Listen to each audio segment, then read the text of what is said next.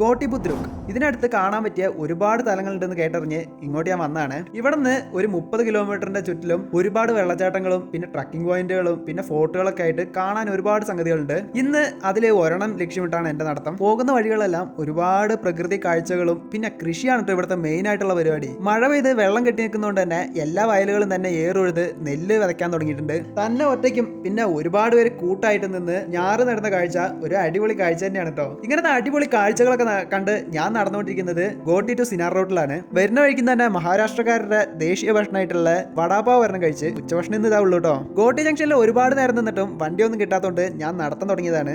അങ്ങനെ നടന്ന് ഏകദേശം 1 കിലോമീറ്റർ കഴിഞ്ഞു, അങ്ങനെ 2 കിലോമീറ്റർ കഴിഞ്ഞു. ആ കാണുന്ന മലയാണ് എന്റെ ലക്ഷ്യം. പക്ഷെ ഞാൻ അടുക്കടുക്ക ആ മല ദൂരത്തോട് പോയിക്കൊണ്ടിരിക്കുകയാണ്. മഴ ഇല്ലാത്ത സമയമാണെങ്കിൽ നമ്മൾക്ക് കുറുക്ക് വഴികളൊക്കെ പിടിക്കായിരുന്നു. പക്ഷെ മഴ പെയ്ത് ചെളിയായി പൂന്തക്കണ്ടായിട്ട് കിടക്കുന്ന സ്ഥലങ്ങളായതുകൊണ്ട് തന്നെ ഇതിലെ നമുക്ക് ഇറങ്ങാനൊന്നും പറ്റൂല. റോട്ടിൽ കൂടെ തന്നെ നടന്നു പോയേ പറ്റൂ.